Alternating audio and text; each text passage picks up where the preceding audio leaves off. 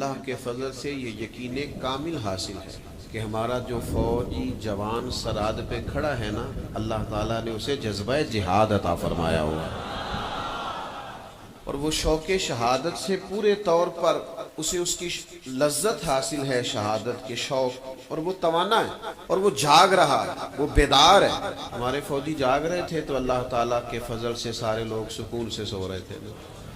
رات کے اندھیرے میں بھی دشمن آیا ہے لیکن وہ اپنے مذموم مقاصد میں کامیاب نہیں ہو سکتا جب پہرے دار جاگ رہا ہو۔ پھر چور کبھی گھروں میں داخل ہے تو نہیں داخل ہو سکے۔ دوسری بات یہ ہے، اللہ کا یہ فضل ہے کہ جس فوج کی ہم بات کرتے ہیں وہ فوج چونکہ ایک اسلامی وطن کی فوج ہے، اور چونکہ اس فوج کی بنیاد جذبہ جہاد اور شوق شہادت ہے، تو فوج تنہا نہیں ہے۔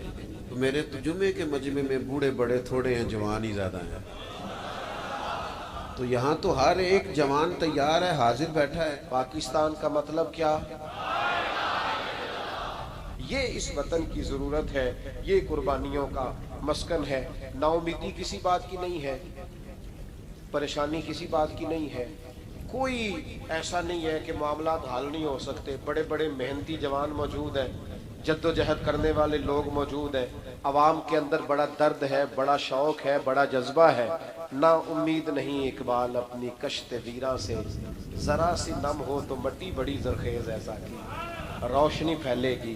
اور انشاءاللہ تعالی ہم اپنی آنکھوں سے دیکھیں گے کہ ایک صبح اس ملک میں ایسی طلوع ہوگی کہ نظام قرآن و سنت کا چلے گا، باتیں مدینے والے رسول کی ہوں گی، نعرے حضرت ابو بکر صدیق کے لگیں گے، اور پیغام فاروق اعظم کا گونجے گا، اور لوگ فیض حضرت عثمان غنی سے پائیں گے، اور پھر یہ ملک للکارے گا تو اس للکار کے اندر قوت حیدری نظر آئے گی۔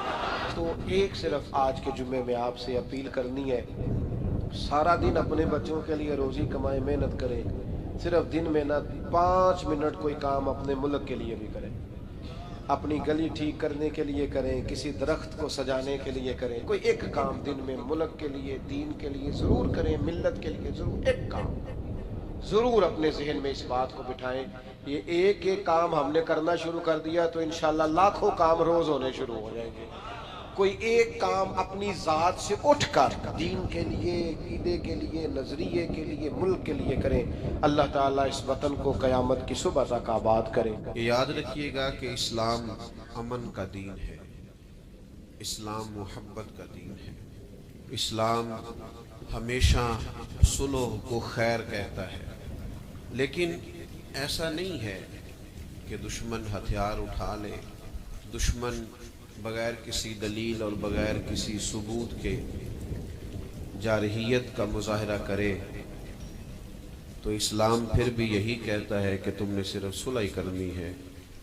بلکہ اللہ کریم نے سورہ بقرہ کی آیت نمبر 190 میں ارشاد فرمایا وَقَاتِلُوا فِي سَبِيلِ اللَّهِ الَّذِينَ يُقَاتِلُونَكُمْ، اللہ کے رستے میں ان لوگوں سے لڑو جو تمہارے ساتھ لڑتے ہیں۔ اگر مخالف لڑنے کے لیے تیار ہو جاتا ہے اور وہ تم سے لڑتا ہے تو تم بھی اس سے لڑو۔ ہاں، اسلام چونکہ بہت ساری اخلاقی پابندیوں کی بات کرتا ہے، اسلام کسی وحشیانہ لڑائی کا قائل نہیں ہے، اسلام نہتے لوگوں پر چڑھ دوڑنے کا قائل نہیں ہے، اسلام عورتوں بچوں کو قتل کرنے کا قائل نہیں ہے، جو ہتھیار نہ اٹھائیں، جو بوڑھے ہوں، جو ضعیف ہوں، ان سے جنگ کرنے کا قائل نہیں ہے، اور اسلام وہ دین ہے جو دین حسن ہے۔ تو اتنی بات اسلام ضرور کہتا ہے کہ جنگ میں بھی تم اخلاقیات کا خیال کرو، لڑو۔ وَقَاتِلُوا فِي سَبِيلِ اللَّهِ الَّذِينَ يُقَاتِلُونَكُمْ، اللہ کے راستے میں ان لوگوں سے لڑو جو تم سے لڑتے ہیں۔ وَلَا تَعْتَدُوا، لیکن حد سے نہ بڑھو، کوئی زیادتی نہ کرو۔ إِنَّ اللَّهَ لَا يُحِبُّ الْمُعْتَدِينَ، بے شک اللہ حد سے بڑھنے والوں کو پسند نہیں کرتا۔ تم زیادتی نہیں کرو گے، تم حدود سے تجاوز نہیں کرو گے، تم اخلاقی حدود کی پابندی کرو گے، تم جنگ بھی کرو گے تو پھر اس کے وہ جو ہمارے ہیں ایک محاورہ بولا جاتا ہے کہ محبت اور جنگ میں سب جائز ہے، تو یہ غلط ہے، سب جائز کہا ہے۔ جنگ کے موقع پہ بھی کہا وَلَا تَعْتَدُوا، حد سے تجاوز نہ کرو، وَقَاتِلُوا فِي سَبِيلِ اللَّهِ الَّذِينَ يُقَاتِلُونَكُمْ، اللہ کے راستے میں ان سے قتال کرو جو تم سے قتال کرتے ہیں، وَلَا تَعْتَدُوا، لیکن حد سے تجاوز، ان اللہ لا يحب المعتدین، بے شک اللہ حد سے تجاوز کرنے والوں کو پسند نہیں کرتا۔ نبی کریم صلی اللہ علیہ وسلم نے جنگ کے آداب بیان فرمائے۔ حضور علیہ السلام نے فرمایا جب تم جنگ کے لیے جاؤ گے تو تم فصلوں کو برباد نہیں کرو گے، درختوں کو نہیں کاٹو، بچوں، عورتوں اور بوڑھوں کو نہیں مارو گے، اور جو تمہارے خلاف ہتھیار نہ اٹھائے تم اس پر ہتھیار نہیں اٹھاؤ گے۔ ایک قافلہ آ رہا تھا، ابو سفیان مال لے کے ایک سفر پہ نکلا ہوا تھا، اس میں قریش کے سارے لوگوں کا مال تھا۔ اس زمانے میں بھی پارٹنر بن کے کاروبار ہوتا تھا، سارے مکے والے ایک بندے کو مال دے کے بھیج دیتے، میرا بھی بیچ آنا، میرا بھی بیچ آنا، اور سال کے بعد ایک ہی جاتا تھا، سارے جا کے۔ عرب کے جاہل معاشرے کے اندر بھی دھوکہ کرنا اور جھوٹ بولنا عیب سمجھا جاتا تھا، لوگ کسی کے پیسے پر نظر نہیں رکھتے۔ یہاں معاذ اللہ لوگ کلمہ پڑھ کے اس بات کا خیال نہیں رکھتے کہ مال کس کا ہے اور ہم کس طرح سے اسے استعمال کرتے ہیں۔ تو ابو سفیان سب کا مال لے کے نکلے۔ جب یہ مدینے کے واپس آ رہے تھے نا، شام سے ہجرت کر کے مدینے کے پاس سے گزرنے لگے، تو اللہ کے رسول سید عالم علیہ السلام نے مسلمانوں سے کہا کہ چلو ہم بھی ان کا ایک قافلہ روک لیں، انہیں احساس دلائیں کہ تم ہمارے ساتھ زیادتی کرتے ہو تو بازو میں ہمارے بھی قوت ہے۔ اس ارادے کے ساتھ حضور نکلے۔ ابو سفیان بڑے تیز آدمی تھے، کسی نے خبر کر دی کہ وہ تو آ رہے ہیں تیرا قافلہ روکنے کے لیے۔ اب حضور سید عالم جب چلے مدینہ منورہ سے تو 313 لوگ حضور کے ساتھ۔ کتنے جی؟ بولیے 313۔ تحقیق یہ ہے کہ 312 کے حضرت عثمان غنی کو شامل کیا گیا بدریوں میں، لیکن حضور انہیں چھوڑ گئے تھے، اس لیے کہ ان کی زوجہ اور نبی پاک کی پیاری صاحبزادی بڑی علی تھی، فرمایا تو میری بیٹی کے لیے رہ جا۔ تو 313 لوگ حضور لے کے نکلے، 6 زرہیں، 8 تلواریں، چند گھوڑے۔ خود رسول پاک صلی اللہ علیہ وسلم جس گھوڑے پہ تھے، گھوڑا ایک تھا، سواریاں 3 تھی۔ حضرت مولا علی بھی تھے، جناب زید بھی تھے، نبی پاک۔ فرمایا کبھی تو بیٹھے گا، کبھی علی بیٹھیں گے، کبھی زید بیٹھیں گے، کبھی میں بیٹھوں گا۔ جب حضور کی پیدل چلنے کی باری آتی تو حضرت زید عرض کرتے حضور نہیں آپ بیٹھ جائیں میں پیدل چلتا ہوں، حضرت علی کہتے حضور آپ بیٹھ جائیں میں پیدل چلتا ہوں، تو حضور فرماتے تمہیں ثواب کی زیادہ ضرورت ہے، مجھے بھی تو ضرورت ہے نا۔ تو رسول کائنات سید عالم صلی اللہ علیہ وسلم بھی پیدل چلتے، یہ تھوڑا سا سامان لے کے نکلے۔ ابو سفیان کو اطلاع ہو کہ وہ تو آ رہے ہیں۔ ابو سفیان نے ایک آدمی کو دوڑایا۔ اس زمانے میں جب کوئی بری خبر دینی ہوتی تھی تو وہ آدمی اپنے کان میں سوراخ کرتا تھا، لہو نکال لیتا تھا۔ وہ جس آدمی کو بھیجا اس نے اپنے کانوں سے لہو نکالا، اپنے اونٹ کے کان کاٹ ڈالے، چیخے مارنے لگا، مکے والوں دوڑو، مسلمانوں نے تمہارا قافلہ لوٹ لیا ہے، بھاگو۔ اب وہ تو پہلے دلیر تھے کہ یہ ہم سے چھپتے پھرتے ہیں شاید معاذ اللہ۔ انہوں نے کیا کیا کہ 1000 کا لشکر، ہر آدمی کے پاس گھوڑا، ہر آدمی کے پاس تلوار، نیزہ، سارے عتبہ، عتیبہ، شیبہ، ابو البختری، امیہ بن خلف، ابو جہل، سارے اکٹھے ہو کے آئے اور نکلے میدان بدر کی جانب۔ ادھر ابو سفیان اس آدمی کو بھیج کے تو دریا کے رستہ ہی بدل گیا، مدینے کے رستے آیا ہی نہیں، خود بچ گیا۔ اور جب بچ کے نکلا نا تو اس نے ایک آدمی بھیجا کہ قافلہ محفوظ ہو گیا ہے، تم لوگ فکر نہ کرو۔ اس نے جا کے پیغام دیا ابو جہل کو کہ ابو سفیان کہتا ہے میں بچ گیا ہوں، مجھے کوئی خطرہ نہیں، اب تم لوگ کسی قسم کی تکلیف نہ کرو، تکلف نہ کرو، واپس چلے جاؤ۔ ابو جہل کہنے لگا نہیں اب تو ہم واپس نہیں جائیں گے، اب تو ہم ان کا کچھ کر کے جائیں گے۔ سمجھ آ رہی ہے میری بات؟ بس منظر سمجھ میں آ رہا ہے، اب نہیں واپس جانا، نکلے ہیں تو کچھ کریں گے۔ اب جب میدان کے اندر آنے کے لیے تیاری ہو رہی ہے، ادھر سے پتہ چل گیا، نبی پاک صلی اللہ علیہ وسلم کو اطلاع ہوگی کہ ابو سفیان تو اپنا لشکر بچا کے، قافلہ بچا کے لے گئے، لیکن قریش بضد ہیں آنے کے لیے۔ نبی پاک صلی اللہ علیہ وسلم نے ایک جگہ پہ تمام مسلمانوں کو جمع کیا یہ بات قابل غور ہے۔ حضور نے فرمایا بھی 1000 کا لشکر اسلحے سے لیس ہو کے آ رہا ہے، تم 313 ہو، تمہارا ارادہ کیا ہے؟ نہ تمہارے پاس زرہیں ہیں، نہ تلواریں ہیں، نہ تمہارے پاس نیزہ ہے، نہ تیر ہے، کیا کرنا ہے؟ صحابہ کرام علیہم رضوان فرماتے ہیں جب نبی پاک صلی اللہ تعالی علیہ وسلم نے مشورہ لیا نا تو سب سے پہلے جو شخصیت اٹھی وہ حضرت ابوبکر صدیق کی ذات تھی۔ جناب صدیق اکبر اٹھے، عرض کرنے لگے محبوبہ بات ہی کوئی نہیں، آپ حکم کریں، ہم تو بڑی دیر سے تیار بیٹھے۔ حضرت عمر کہنے لگے حضور میں تو تھک گیا ہوں انتظار کر کر کے۔ اور شیر خدا مولا کائنات علی المرتضیٰ رضی اللہ تعالیٰ عنہ کہنے لگے محبوبہ زنگ لگ گیا میری تلوار، زنگ لگ گیا، کوئی موقع ملے دیواریں ہلتی رہتی ہیں اور در کانپ جاتا ہے، علی کا نام سن کے اب بھی خیبر کانپ جاتا ہے۔ فرمایا حضور زنگ لگ گیا، مہربانی کریں، جلدی کریں، ہم تو تیار بیٹھے۔ حضور نے پھر توجہ کی، نبی پاک صلی اللہ تعالی علیہ وسلم نے پھر توجہ کی، تو یہ تو سارے وہ بول رہے ہیں جو میرے ساتھ مکے سے آئے ہوئے ہیں، مدینے والے بھی تو بولے نا۔ تو مدینے والوں میں سے حضرت مقداد اٹھے، حضرت مقداد رضی اللہ تعالیٰ عنہ، اور اٹھ کے عرض کرنے لگے یا رسول اللہ آپ کا اشارہ ہماری جانب ہے؟ حضور نے فرمایا ہاں تمہاری جانب ہے۔ تو کیا خوبصورت جواب ہے، اور کیا انداز تکلم ہے، اور کیا گفتگو بے حسن ہے، اور کیا پس منظر ہے، اور کیا دلیل ہے، اور کیا تاریخ کا مطالعہ ہے۔ حضرت مقداد کہنے لگے یا رسول اللہ ہم کوئی حضرت موسیٰ علیہ السلام کی قوم نہیں کہ آپ سے کہیں گے آپ لڑے یا آپ کا خدا لڑے۔ یا رسول اللہ ہم خشکیوں میں بھی لڑیں گے، دریاؤں میں بھی لڑیں گے، ہم خشکیوں دشت تو دشت ہیں، صحرا بھی نہ چھوڑے ہم نے، اور بحر ظلمات میں دوڑا دیے گھوڑے ہم نے۔ حضور ہم وہ نہیں ہیں جو آپ سے کہیں گے آپ لڑیں اور آپ کا خدا لڑے، ہم تو تیار ہیں، آپ جلدی کریں۔ پھر حضرت سعد اٹھے، سعد بن عبادہ رضی اللہ تعالیٰ عنہ اٹھے اور کیا خوبصورت عرض کیا، کہا یا رسول اللہ کس سے لڑنا ہے؟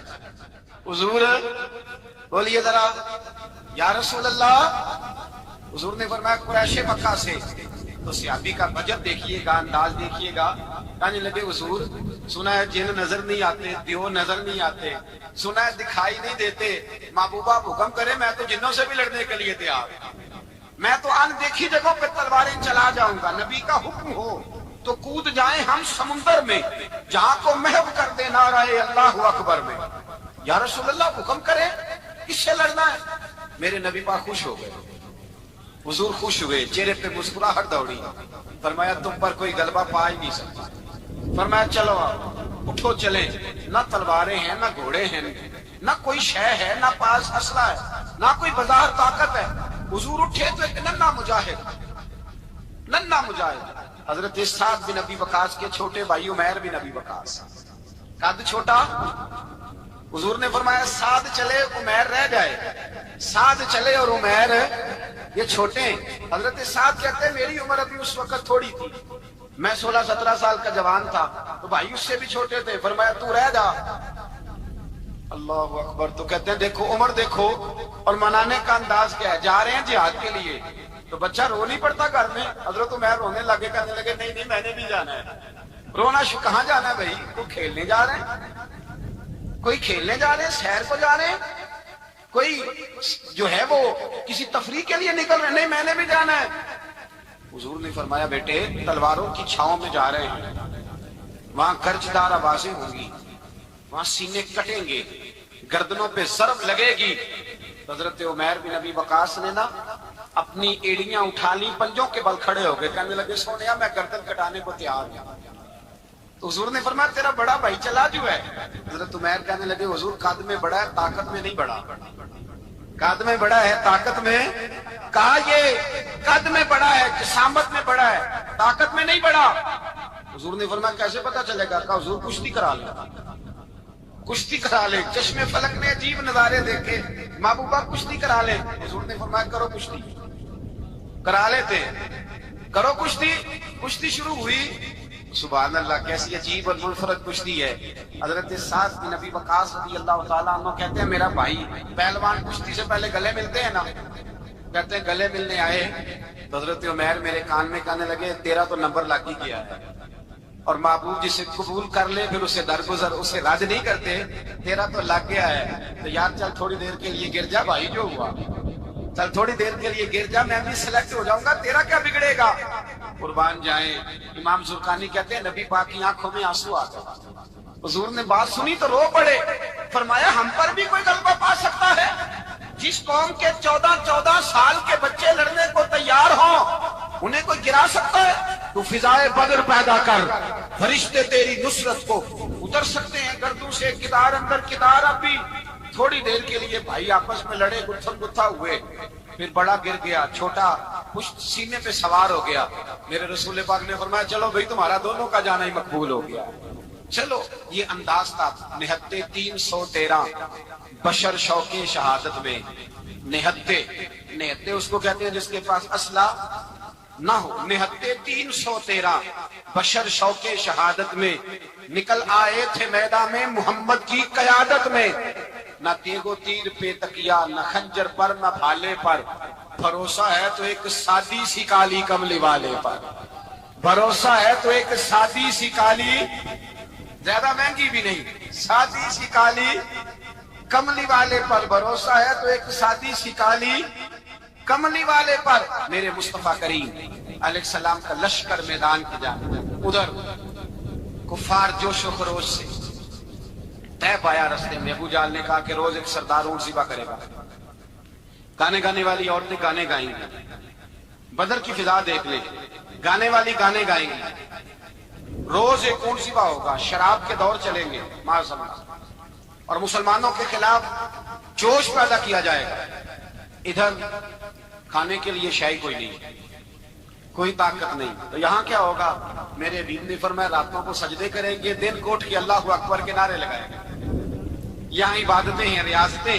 میرے رسول کریم سید عالم صلی اللہ تعالی علیہ وآلہ وسلم سے پہلے کفار پہنچ گئے، انہوں نے پہنچ کر بدر کے میدان میں قبضہ کیا، جہاں کنویں تھے سب پہ قبضہ کر دیا، جو زمین خشک تھی ریتلی کی وہ چھوڑ دی، اور جو زمین ہموار تھی اس پر قبضہ کر لیا۔ جب نبی پاک صلی اللہ علیہ وسلم تشریف لے کر کے گئے تو ریتلی زمین تپتی ہوئے صحرا، 17 رمضان کا دن، صحابہ نے روزے رکھے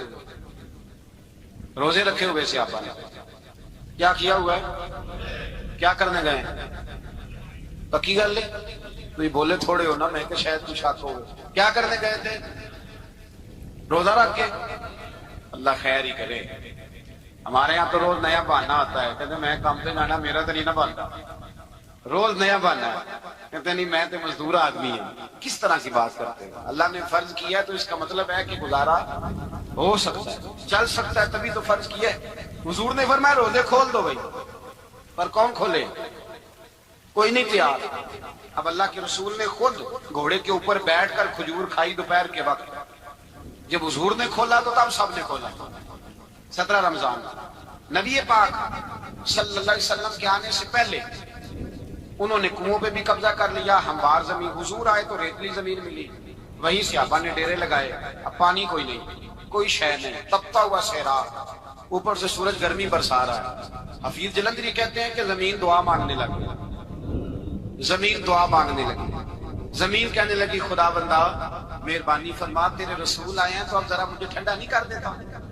حفیظ جلندری کا نظریہ ہے، وہ کہتے ہیں زمین دعا مانگنے لگی، زمین کہنے لگی مولا تیرے حبیب کے قدم جب میری اس خاک پہ آئے، الہی حکم دے سورج کو اب نہ آگ برسائے۔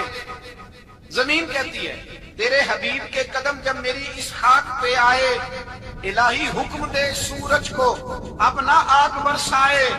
میرے دامن سے کر ان کو ہوائے گرم آئے گی تو مجھ کو رحمت للعالمین سے شرم آئے گی، میرے دامن سے گر ان کو ہوائے گرم آئے تو مجھ کو رحمت للعالمین سے۔ زمین کہنے لگی مجھے شرم آئے گی کہ محبوب آئے ہیں اور میں یا اللہ مہربانی کر۔ حفیظ جلندری ویسے تو حضور کی دعا، صحابہ کی دعا سب کی بات ہے، وہ کہتے ہیں زمین نے دعا مانگی، جب دعا مانگی تو اللہ نے بارش عطا کر۔ حضور نے فرمایا لو بھی حوض بنا لو، پانی بھر لو۔ صحابہ کہتے ہیں چھوٹے چھوٹے حوض بنا لیے، پانی ہم نے ان کے اندر جمع کر لیا، جانوروں کو پلایا، خود بھی ہم نے وہ پانی رکھا وضو کے لیے، غسل کے لیے۔ فرماتے ہیں اب ریتلی زمین کی تو سمجھ لیں بارش پڑنے سے پکی ہو گئی، ان کی جانب کیچڑ ہو گیا، پانی ختم ہو گیا، کافروں کی طرف ختم ہو گیا۔ یہاں حالات اس طرح کے ہیں کہ یہاں پانی جمع ہے وہاں ختم ہوا، اور تاریخ کا عجیب حوالہ دیکھیں، حضور کو شہید کرنے آئے، دو کافر رات کو چپکے سے اس حوض سے پانی پی رہے تھے جو مسلمانوں کا حوض ہے۔ ایک صحابی کہنے لگے حضور کافر پانی پی رہے ہیں، ہمارے حوض سے ماروں؟ حضور نے فرمایا نہیں، کافر ہوئے تو کیا ہوا، مخلوق تو ہے نا اللہ کی، پینے دو پینے دو، ہمارے دروازہ رحمت سے کوئی خالی جا سکتا؟ ایسا کی تیری خیر تیرے میں کدے کی خیر، ایسی پلا کے جس کا نشہ عمر بھر رہے، اور پلا کے گرانا تو سب کو آتا ہے، مزہ تو تب ہے کہ گرتوں کو تھام لے ساکی۔ کہا نہیں، پینے دو انہیں۔ میرے رسول کریم سید عالم صلی اللہ علیہ وسلم نے میدان بدر میں پڑاؤ کیا، کافر ساری رات دندناتے رہے، شور کرتے رہے۔ جاسوسی کا ایک معیار ہوتا تھا، اب تو فوجوں کی وردی ہوتی ہے، پہچانے جاتے ہیں فوجی کس ملک کے ہیں، کس علاقے کے ہیں، کس جگہ سے ان کا تعلق ہے۔ اس زمانے میں کوئی وردی نہیں ہوتی تھی، ہر قبیلے کا آدمی ہوتا تھا تو لوگ گھس جاتے تھے، جاسوسی آسان ہوتی۔ آئے رات کا وقت ہے تو کچھ جاسوس بھیجے ابو جہل نے، کہا پتہ کر کے آؤ بندے کتنے، اسلحہ کتنا ہے، جوان کتنے، بوڑھے کتنے، ان کا انداز کیا ہے، سارا معلومات کر کے آؤ۔ کفر کی جو معلومات ہیں اس پر ذرا غور کریں۔ اب وہ شخص آیا، جا کے ابو جہل سے کہنے لگا 313 ہیں، 6 سرہیں اور 8 تلواریں، کوئی کھانے پینے کا سامان نہیں، اور کچھ بچے بھی ہیں، کچھ بوڑھے بھی ہیں، عمیر بن ابی وقاص بھی ہیں، ابو عبیدہ بن جراح جیسے بوڑھے بھی ہیں، کچھ لمبا چوڑا انتظام کوئی نہیں۔ ابو جہل بڑا کھل کھلا کے ہنسا، جاسوس واپس آئے نا تو کھل کھلا کے ہنسا، کہنے لگا اس طرح کرو کہ جنگ کرنے کی ضرورت نہیں، انہیں نا صبح سب کو گھوڑوں کی پشتوں پہ باندھ کے نا تو لے چلتے ہیں مکے، وہاں جا کے دیکھیں گے ان کا کیا کرنا ہے، ان کو باندھ لو گھوڑوں کی اونٹوں کی پشتوں پر، تو وہاں جا کے دیکھیں گے۔ جب یہ بات کی تو جاسوس کہنے لگا ٹھہر جا، پوری بات تو سن لے میری، پوری سن تو لے، تبصرہ تم نے شروع کر دی ہے۔ اس نے کہا چل سنا پوری۔ اس نے کہا ہے 313 پر سارے سر پہ کفن باندھ کے آئے ہوئے ہیں، 313 پر بچے سے لے کر بوڑھے تک، میں جس کو پاس بھی گیا ہوں وہ مصلی پہ بیٹھا ہے اور شہادت کی دعا مانگ رہا ہے۔ مصلی پہ شہادت ہے، مطلب وہ مقصود مومن، نہ مال غنیمت نہ کشور کشائی، ہے تھوڑے پر آئے مرنے ہیں، جان دینے آئے ہیں، واپس جانے کا ارادہ کوئی نہیں کسی کا بھی، آئے سارے حضور کے نام پر قربان ہونے۔ ابو جہل ساری رات شراب پیتا رہا، مغویہ گانے گانے والی عورتیں ساری رات گانے گاتی رہی، اور ادھر انداز بڑا نرالا ہے۔ حضرت ابو بکر صدیق رضی اللہ تعالیٰ عنہ فرماتے ہیں کہ صحابہ نے مشورہ کیا کہ نبی پاک صلی اللہ تعالیٰ علیہ وسلم کی طرف سب سے پہلے توجہ کریں گے کافر، حضور کے لیے کسی محفوظ جگہ کا بندوبست کیا جائے، ایک چھپر، ایک ریش، ایک جھونپڑی پہاڑ کے اوپر بنا دی گئی حضور کے لیے۔ مولا علی شیر خدا خود فرماتے، کہتے ہیں سب سے مشکل کام اس جھونپڑی کی حفاظت کرنا تھا، اس چھپر کی ریش کی جس میں حضور تھے۔ جب نبی پاک نے فرمایا نا میرا پہرا کون دے گا، تو کہتے ہیں ابو بکر صدیق تلوار لے کے کھڑے ہو گئے، کہنے لگے سونیا ضرورت ہی کوئی نہیں، میں جو حاضر ہوں۔ حضرت علی فرمایا کرتے تھے بتاؤ جو فرعون کے سامنے کھڑے ہوئے وہ زیادہ دلیر تھے یا ابو جہل کے سامنے جو کھڑے ہوئے دلیر تھے؟ تو حضرت ابو بکر صدیق فرماتے میں پہرے پہ تھا، کافر شرابیں پی رہے تھے اور نبی پاک ساری رات عبادت کرتے رہے، ساری رات حضور نے رو کے گزاری۔ کہا اے اللہ، کیا لفظوں میں حسن ہے، کہ اے اللہ میرے پاس یہ 313 پل تھے میں لے کے آ گیا، اگر آج یہ ختم ہو گئے تو بتا قیامت تک کون تیری عبادت کرے گا۔ اے اللہ یہ 313 ہی تھے جو میں لے آیا، مہربانی فرما۔ ساری رات دعا ہوتی رہی، ساری رات حضور دعا کرتے رہے۔ پہلے حکم آیا کہ 1000 فرشتہ بھیجا ہے، پھر اے محبوب چل 3000 بھیجے، پھر اللہ نے کہا محبوب میں نے 5000 بھیجے ہیں۔ حضرت علامہ 1000 بھی کہا کرتے تھے کہ نہیں، رب کریم نے فرمایا 5000 بھیجے ہیں، تو محبوب نے کہا نہیں نہیں مولا اس طرح نہیں، میرے فرشتے نہ بھیج، تیرا وعدہ تھا میں بھی آؤں گا، تیرا وعدہ تھا میں بھی آؤں گا۔ اور وہ اپنے انداز میں فرمایا کرتے تھے سانو کل کے وچ میدان بدر پیاپو بہ رہے ہیں یار کنارے آتے، تیرا وعدہ تھا میں بھی آؤں گا۔ تو پھر حکم ہوا قرآن میں انی معکم، محبوب میں بھی تیرے ساتھ ہی ہوں، محبوب میں بھی تیرے، خدا خود میر مجلس بود۔ سارے بولیے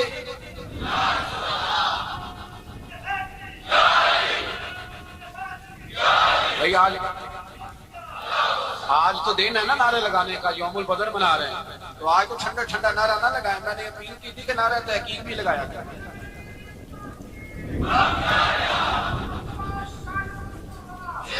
تو بھائی یہ یاد رکھیں، سمجھے اس بات کو۔ فرمایا حضرت ابو بکر صدیق فرماتے ہیں پہلے 1000 پھر 3000 پھر 5000 فرشتے آئے اور جوک در جوک فرشتے آئے، کہتے ہیں سرکار ساری رات روتے رہے، ساری رات تیرے صرف اسلحے سے ہی اللہ کی مدد نہیں آئے گی، تو نے ایٹم بم بنا لیا اور توفیق عید کی نماز کی بھی نہیں، اس سے تھوڑی مدد آئے گی۔ میرے مصطفیٰ کریم سید عالم صلی اللہ علیہ وسلم نے فرمایا، امت کو درس دیا، اسلحہ بھی جمع کرنا، طاقت بھی اکٹھی کرنا، صفیں بھی بنانا، اپنے اندر اتحاد بھی پیدا کرنا، لیکن اگر تم نے کفر پر غلبہ حاصل کرنا ہے تو اس کے لیے خدائی مدد کی ضرورت ہے۔ اگر تم سے اللہ کی مدد روٹ گئی، تم جتنے مرضی اسلحے جمع کرتے پھرو، جتنی مرضی طاقت اکٹھی کرتے پھرو، تو جس قدر مرضی تم ایٹم بم بناتے پھرو، جب خدائی مدد بھی تمہارے ساتھ نہیں تو کیسے نظام دینا؟ تو حضرت ابوبکر صدیق فرماتے ہیں ساری رات، حتیٰ کہ میں بے چین ہو گیا، حضور سجدے میں تھے تو میں حضور کے اوپر لیٹ گیا، میں نے کہا محبوب باس کریں، اٹھ کے دیکھے تو صحیح میرے اللہ نے کتنی مدد نازل فرماتا۔ صبح رسول پاک تشریف لائے، صحیح مسلم، ابو داؤد، کتابوں کے نام یاد رہیں گے۔ حضرت انس بن مالک حدیث کے راوی ہیں، کہتے ہیں حضور اٹھے اور ایک دن پہلے چھڑی لے کے میدان میں آئے، ایک دن پہلے اٹھے، دیکھو میرے محبوب کے علم کی شان۔ میرے اعلیٰ حضرت فرماتے ہیں اور کوئی غیب تم سے نہا ہو بھلا جب خدا ہی نہ چھپا رہا، اور کوئی غیب تم سے نہا ہو بھلا جب خدا ہی نہ چھپا رہا۔ تم پر کروڑوں درود۔ اور ہمارے ایک شاعر تھے علامہ تحسین رضا صاحب رحمۃ اللہ علیہ، ان کا بڑا خوبصورت شعر ہے، وہ فرمایا کرتے تھے علم غیب رسول کے منکر اس حقیقت کو بھول جاتے ہیں، غیب مانا کہ راز ہے لیکن راز اپنوں سے کب چھپاتے ہیں، راز مانا غیب مانا کہ راز ہے لیکن راز اپنوں سے کب چھپاتے ہیں۔ ایک دن پہلے حضور میدان میں آئے، صحیح مسلم کی حدیث ہے، اور محبوب پاک صلی اللہ علیہ وسلم کی دست مبارک میں چھڑی ہے۔ حضرت انس کہتے ہیں حضور میدان میں آئے اور حضور نے لکیر کھینچی، فرمایا کل یہاں ابو جہل مرے گا۔ کب مرے گا؟ یہاں مرے گا۔ فرمایا یہاں عتبہ مرے گا، یہاں عتبہ مرے گا، یہاں ولید مرے گا۔ حضرت انس فرماتے ہیں میری لکیروں پہ نظر تھی، لوگ جنگ لڑتے رہے، میں لکیریں دیکھتا رہا، اللہ کی عزت کی قسم جہاں حضور نے چھڑی رکھی تھی، جو مرا وہی آ کے مرا ہے، جو مرا ہے وہی آ کے، جو دن کو کہہ دیا دن ہے تو دن نکل آیا، جو شب کو کہہ دیا شب ہے تو رات ہو کے رہی۔ خدا نے ان کی زبان کو وہ اختیار دیا، جو نکلی منہ سے ان کے وہ بات ہو کے رہی۔ فرمایا جہاں حضور نے چھڑی رکھی تھی، جو مرا ہے وہیں آ کے مرا ہے میرے رسول کریم سید عالم صلی اللہ تعالی علیہ وسلم نے اگلے دن صبح اٹھ کے صف بندی بنوائی۔ حضور نے اپنے ہاتھ کے اندر چھڑی لے لی، فرمایا چلو ابھی صفیں سیدھی کرو۔ کیا کرو؟ کرانی چاہیے نا صفیں سیدھی، ہمیں کر بھی لینی چاہیے نا۔ حضور نے فرمایا تم صفیں سیدھی کرو، اللہ تمہارے دل سیدھے کر دے گا۔ تو یہاں سیدھے کرانے والے ہوتے ہیں، کرنے والا میرے نبی پاک صلی اللہ علیہ وسلم نے فرمایا جب تم نماز کے لیے صفیں سیدھی کرتے ہو تو رب تو تمہیں دیکھ کے مسکراتا ہے، جو اس کی شان کے لائق۔ حضور صفیں سیدھی کرا رہے ہیں۔ حضرت سواد انصاری ایک صحابی تھے تو پیٹ ان کا بڑا تھا، حضور نے چھڑی رکھی، فرمایا پیچھے ہٹ تھوڑا سا، بڑا پیٹ تھا، چھڑی لگائی نہ تو کہنے لگے حضور کیوں ماری ہے چھڑی آپ نے؟ نبی پاک صلی اللہ علیہ وسلم نے فرمایا چل ناراض نہ ہو، بدلہ لے لے، کہنے لگے لائیں دے بدلہ۔ حضور نے چھڑی پکڑائی تو کہنے لگے کپڑا ہٹائیں، حضور نے کپڑا ہٹایا تو جس پہ اکثر چومنے لگے، کہنے لگے محبوبہ پتہ نہیں تھوڑی دیر کے بعد کیا بننا ہے۔ میں نے کہا جاتے جاتے بوسے لے لوں، بوسے لے لوں جاتے جاتے مصطفیٰ کریم۔ اور یہ واقعات کئی صحابہ کے، حضرت عکاشہ بن محصن کا بھی ہے اور بھی کئی لوگ ہیں۔ میرے رسول پاک علیہ السلام میدان بدر میں، بدر کی فضا سے دو صحابی تھے، ایک کا نام حضرت حذیفہ بن یمان اور ایک کا نام حضرت حسین۔ یہ دو صحابی ہیں رسول پاک صلی اللہ علیہ وسلم، یہ کہیں سے آ رہے تھے واپس، ابو جہل کی ملاقات ہو گئی، جنگ میں جا رہے ہو، اپنے نبی کے لیے آئے ہو، مدد کرو گے؟ انہوں نے کہا نہیں ہم تو ویسے ہی آ رہے تھے۔ ابو جہل نے کہا اگر ویسے ہی آ رہے تھے تو ٹھیک ہے جاؤ، وعدہ کرتے ہو لڑو گے تو نہیں؟ کہا نہیں لڑیں گے۔ یہ دونوں وعدہ کر کے آ گئے حضور کے پاس، یا رسول اللہ ہم نے اس سے وعدہ کر لیا ہے لیکن ہمارا ارادہ تو لڑائی کرنے کا ہے، ہمیں تو یہاں کے پتا چلا ضرورت پڑی ہے۔ نبی پاک صلی اللہ علیہ وسلم نے فرمایا تم نے وعدہ کر لیا اب تم نہیں لڑو گے۔ کہا یا رسول اللہ کافر سے وعدہ کیا ہے۔ میرے نبی پاک نے فرمایا کیا تو مومن نے ہے نا۔ کس نے کیا ہے؟ اللہ اکبر. کوئی باتوں کی پاسداری نہیں کرتا. میدان بدر میں جہاں ایک ایک فرد کی ضرورت ہے، ایک ایک فرد، وہاں رسول پاک نے فرمایا مومن نے وعدہ کیا ہے لہذا ہم 2 مجاہد کاٹتے، فرمایا تم بیٹھ جاؤ، تم نہیں لڑو گے. اب دونوں لشکر آمنے سامنے ہوئے، آمنے سامنے. سب سے پہلے آنے والوں میں سے ادھر سے ولید آیا، عتبہ آیا، اس کا بھائی شیبہ آیا. یہ 3 آئے. کہنے لگے حضور ہمارے مقابلے میں بھیجے. نبی پاک نے انصار میں سے بھیجا. کہنے لگے یہ نہیں ہمیں چاہیے، ہمارے مقابلے میں قریشی اور ہاشمی بھیجے. برادری کا بڑا شوق تھا نا قریش میں. حضور نے فرمایا چلو تمہارا جدی مرنے کا ارادہ ہے تو بھیج دیتے، ٹھیک ہے تمہارے پائے کے بھیج دیتے ہیں. حضور نے فرمایا چلو امیر حمزہ اٹھو. حضرت امیر حمزہ اسد اللہ و رسولہ اٹھ کے کھڑے ہو گئے. فرمایا چلو علی آپ بھی اٹھو. شیر خدا تو یوں اٹھے کہ جیسے پہلے سے ہی کھڑے. حضور نے فرمایا چلو. ابو عبادہ بھی اٹھے، تینوں صحابی اٹھے. حضرت عبادہ ذرا بوڑھے تھے، ان کے لیے تھوڑا مشکل ہوا دشمن کو سنبھالنا. باقی تو دونوں نے کاٹ کے رکھ دیا دشمن. اور حضرت علی رضی اللہ تعالیٰ عنہ نے دیکھا نا جناب عبادہ ذرا زخمی ہو گئے، دشمن ان کا بھاری ہو رہا تو دوڑے گئے، مارا. حضرت عبادہ کا دشمن بھی مارا اور جناب ابو عبادہ کو کندھوں پہ اٹھا کے در رسول پہ لے گئے. کہنے لگے سونیا یا رسول اللہ آپ کے دشمن میں مار آیا ہوں، غلام بچا کے لے آیا ہوں، یہ میں لے آیا ہوں آپ. یہ شان ہے حضرت علی شیر خدا کرم اللہ. اب جنگ کا نکارہ بجا. کہاں 1000. ایک مورخ کہنے لگا نہیں پورا 1000 نہیں تھا، 950 تھا. میں کہا چل تو 900 کر لے یار، اس میں کون سی حرج والی بات ہے. پھر بھی 900 اور 300 کا کیا مقابلہ. اور پھر اسلحے سے لیس 1000 کا لشکر. میرے رسول کائنات سرور عالم صلی اللہ علیہ وسلم جب جنگ چھڑی، امیہ بن خلف بڑا مارتا تھا حضرت بلال کو. جناب بلال کے قابو ہی آ گیا، حضرت بلال کے قابو آ گئے. کہنے لگا معافی مل جائے گی، معافی مل جائے گی، معافی مل جائے گی. دوڑنے لگا. حضرت عبد الرحمن بن عوف کہنے لگے بلال جب کوئی معافی مانگے تو دے دینی چاہیے. فرمایا سب کو دینی ہے، اس ظالم کو نہیں دینی. پکڑ کے مارا جناب سیدنا بلال حبشی رضی اللہ تعالیٰ، پکڑ کے مارا. فرمایا مجھے بڑی سزائیں دیتا ہے. اس امت کا فرعون ابو جہل نے ساری زندگی ستایا ہے. 2 چھوٹے چھوٹے بچے معوذ اور معاذ، اور ان کی عمریں 17 سال سے کم بتائی جاتی ہیں اور حسین لفظ ہیں. حضرت عبد الرحمن بن عوف کہتے ہیں دونوں میرے پاس آئے.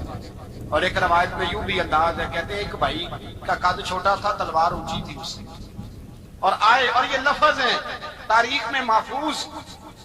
آئے آ کے کہنے لگے عبد الرحمن سے چچا ابو جہل کدھر ہے. تو میں نے کہا تم نے کیا کرنا ہے. ان کا جواب پتہ کیا ہے، یہ نہیں کہا کہ دین کا دشمن ہے، یہ نہیں کہا بڑا ظالم ہے اس لیے مارنا ہے. کہا تم کیا کرو گے. تو جواب وہ شاہنامہ اسلام نے اپنے لفظوں میں بیان کیا. کہنے لگے مریں گے. زیادہ یہی ہے نا کہ ہم کمزور ہیں. پوچھنے کا سٹائل یہ تھا کہ تم بچے ہو، تم نے کیا کرنا ہے. تو پتہ ان کا جواب کیا ہے. حفیظ جلندری کہتے ہیں وہ کہنے لگے مریں گے یا ماریں گے ناری کو. سنا ہے گالیاں دیتا ہے وہ محبوب باری کو صلی اللہ علیہ وسلم. کہنے لگے ہمارے نبی کو معاذ اللہ برا کہتا ہے، چھوڑیں گے نہیں، جانا ضرور ہے. اگر اسے مار نہ سکے تو مار کے تو آ جائیں گے نا، جانا ضرور ہے. تو کہتے ہیں ہم نے اشارہ کیا. میں نے کہا وہ گھوڑے پہ جا رہا ہے، وہ دیکھو. کہتے ہیں بس چھلانگے لگاتے دوڑے، بھاگے گئے. ایک نے اچھل کے تلوار ماری، دوسرے نے بھی گرایا، تیسرے نے بھی زخمی کیا. ابو جہل نے تلوار ماری تو ایک بھائی کا بازو کٹ گیا. بازو کٹ گیا تو ہلکا سا گوشت لٹک رہا تھا، اس نے پیر رکھ کے گوشت بھی جدا کر دیا اور کاٹا ابو جہل. جب نیچے گرا اب عبداللہ ابن مسعود آئے، دیکھا کچھ جان باقی ہے، رسی جل گئی، بال نہیں گئے. حضرت عبداللہ ابن مسعود جب گلا کاٹنے لگے تو کہنے لگا ذرا نا گردن نیچے سے رکھ کے کاٹنا، گردن ذرا نیچے رکھ کے کاٹنا. فرمایا کیوں. کہنے لگا ذرا سردار ہوں، گردنوں میں پڑی گردن میری اونچی نظر آنی چاہیے. رسی جل گئی پر بال. کہنے لگا ایسا نہ ہو غلاموں میں پڑی ہو تو چودھری کی گردن لہذا ہی نہ نظر آئے، ذرا نیچے سے رکھ کے کاٹنا. حضرت عبداللہ ابن مسعود رضی اللہ تعالیٰ انہوں نے گردن کو کاٹ ڈالا. میرے بھائی اب جنگ ختم ہونے لگی آہستہ آہستہ. دونوں بچے اپنی تلواریں لے کے در رسول پہ آئے. ایک کہنے لگا میں نے مارا ہے، دوسرا کہنے لگا حضور میں نے مارا. حضور نے فرمایا تلواریں دکھاؤ، خون کس کو لگا ہے. جب خون دیکھا تو دونوں کو ایک جتنا لگا تھا. میرے حبیب مسکرائے، فرمایا تم دونوں نے مارا ہے، تم دونوں نے مارا ہے. میرے رسول پاک سید عالم صلی اللہ تعالی علیہ وسلم نے دیکھا امیہ بھی مر گیا. ابو البختری उत्बा, उतैबा, शैबा, उमय्या बिन खलफ, बड़े बड़े दुश्मन मर गए। 70 के करीब कत्ल हुए, 70 के करीब गिरफ्तार हुए, बाकी भाग गए। 14 सहाबा सिर्फ शहीद हुए। इनके जो मर गए नबी पाक ने कुएं के अंदर फेंक दिए और कुएं के सराने खड़े होकर जिम्मेदारी से, सियासता की रवायत अर्ज कर रहा हूं, जिम्मेदारी से हुजूर ने बदर के कुएं पे खड़े होकर फरमाया, ओ काफिरो, ओ फुला बिन फुला, ओ फलाने के बेटे फलाने, तुमने देख लिया मेरे रब के वादे कितने सच्चे हैं। हजरत उमर कहने लगे, हुजूर मुर्दों से आप बातें कर रहे हैं। तो नबी पाक ने फरमाया, उमर जितना तुम सुन रहे हो उतना ये भी सुन रहे हैं। अगर काफिर सुन सकते हैं तो दाता अली अजमेरी नहीं सुन सकते, अगर काफिर सुन सकते हैं तो मोइनुद्दीन अजमेरी नहीं सुन सकते। कहां बैठ के तू अकीदा पढ़ता रहा है? अगर मुशरिकों बेईमानों का बात आती है तो क्या हजरत अबू हुरैरा अपनी कब्र में नहीं सुनते? गौसे आजम जिलानी नहीं सुनते? मेरे आला हजरत का अकीदा है, वो फरमाते हैं वल्लाह वो सुन लेंगे और फरियाद को पहुंचेंगे हम। इतना तो हो कोई फरियाद करे दिल से, इतना तो हो कोई फरियाद करे दिल से। और अगर काफिर और बेईमान कुएं में गिरा सुन सकता है तो क्या आमना का लाल अपने मजार में नहीं सुन सकते? कहां से लोग अकीदा ले आते हैं? मेरे नबी पाक ने फरमाया सुनते हैं। सलाम देते हो जब कब्रिस्तान जाते हो? क्या कहते हो? तो सलाम किसको कहा जाता है? उसको कहा जाता है जो वालेकुम सलाम कहे, उसको कहा जाता है जो वालेकुम सलाम कहे। और भाई सुनो, मेरे रसूल पाक सैयद आलम सल्लल्लाहु ताला अलैहि वसल्लम देखा तुमने मेरे रब का वादा कितना सच्चा है? ये कह के मेरे रसूल पाक आए, एक आदमी को पहले भेजा, फरमाया जाओ जाके खुशखबरी दे दो, अल्लाह ने पता दे दी है, खुशखबरी दो। फिर हुजूर आए। इन गिरफ्तार होने वालों में हुजूर के अपने दामाद अबुल आस भी हैं, हुजूर के चचा जनाब अब्बास भी हैं, वो भी हैं, और भी कई लोग हैं गिरफ्तार होने वाले आए। हजरत अंस कहते हैं आधी रात का वक्त था, जब इनको लाया गया ना गिरफ्तार करने वालों को मदीने, तो सहाबा को गुस्सा ही बड़ा था, कस कस के रस्सियां बांध। हजरत बिलाल की ड्यूटी तो जोर जोर से बांधते, जोर जोर से, जरा तगड़ी कर, बड़ा सताया तुम लोगों ने, जोर जोर से। कहते हैं आधी रात का वक्त हुआ, मैं मस्जिद में आया तो हुजूर को बेचैनी से टहलते देखा मस्जिद में।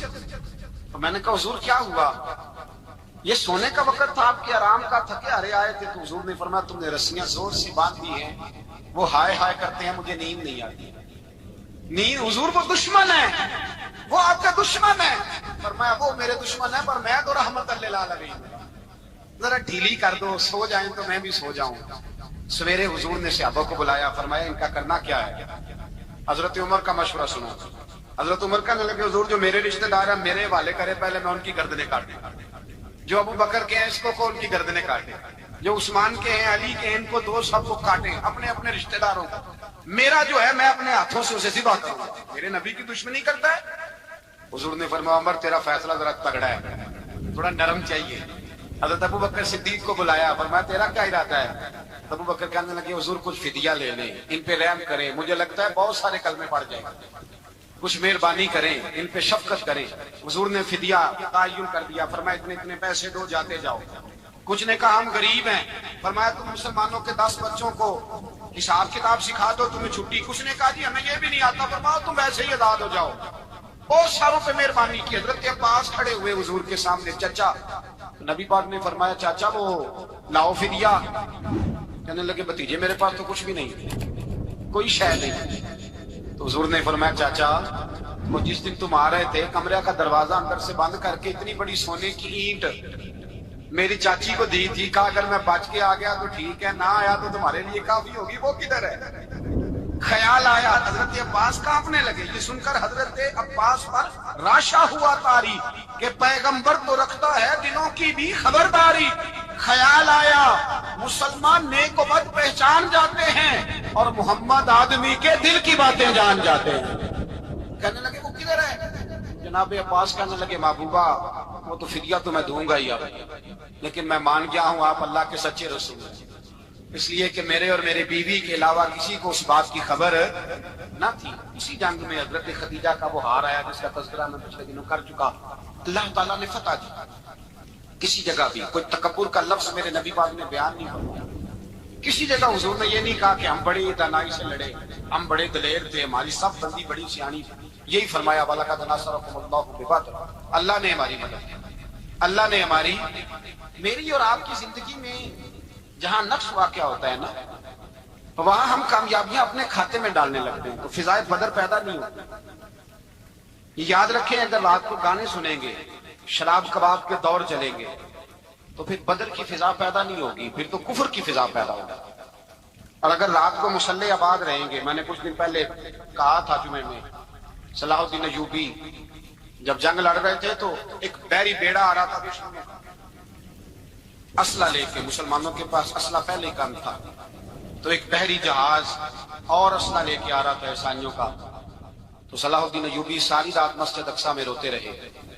سویرے ایک بزرگ ملے تو کہنے لگے، پہلے رات کو بھی ان سے دعا کے لیے کہا، پھر سویرے صلاح الدین کہنے لگے حضور دعا کرنا، مسلمان پہلے ہی کمزور ہیں اور عیسائیوں کا ایک بحری بیڑا اسلحہ لے کے اور آ رہا ہے۔ تو بزرگ کہنے لگے وہ تو بیڑا غرق ہو گیا، وہ غرق ہو گیا۔ کہا کہاں غرق ہوا؟ کہنے لگے تو ساری رات روتا رہا تو تیرے آنسوؤں میں ہی غرق ہو گیا، تیرے آنسوؤں میں غرق ہو گیا، وہ اب نہیں آئے۔ کچھ دیر کے بعد خبر مل گئی واقعی ڈوب گیا ہے پانی۔ بھائی جب تو اللہ کو منا لیتا ہے، جب رب کی مدد تیرے یاد رکھنا زندگی میں کہیں بھی آپ لڑ رہے ہیں کسی محاذ پر، اگر حق آپ کے ساتھ ہے تو پھر اللہ کی مدد آپ کے ساتھ، اور اگر حق آپ کے ساتھ نہیں تو پھر جتنے مرضی ہیلے بہانے کر لیں، وکیل مہنگا کر لیں، جج خرید لیں، پھر آپ دنیا کی ساری سیاست لڑا رہے ہیں، جب حق آپ کے ساتھ نہیں تو پھر رب کی مدد آپ کے ساتھ۔ آج شام کے اندر روز قتل ہوتا ہے، برما کے مسلمانوں پر زمین تنگ ہے، کشمیر میں اتنا خون بہہ چکا ہے کہ اب شاید کشمیر کی وادی خون پیتی بھی نہیں، اتنا خون بہہ گیا ہے۔ فلسطین قبلہ اول مسلمانوں کا مسجد اقصی یہودی کے قبضے میں ہے، مسلمان اپنی اپنی اپنی اپنی، اور ظلم کی بات یہ ہے، ظلم کی بات کہ ہم توحید کا اعلان کرنے والے، توحید کے ٹھیکیدار بننے والے، سلوٹ کرنے پہ آتے ہیں تو عیسائیوں کو بلا کے کرتے ہیں، یہودیوں کو بلا کے کرتے ہیں۔ میرے بھائی مسلمان کے پاس اسلحہ بھی ہے، پیسہ بھی ہے، دولت بھی ہے، ہر قسم کا ذخیرہ ہے، ضرورت یہ ہے کہ اسے خدا کی مدد نصیب ہو جائے۔ اللہ کی مدد جب تھی تو اسلحے کی ضرورت نہ تھی، جب تک خدا فضائے بدر پیدا کرے، فضائے بدر پیدا کرے۔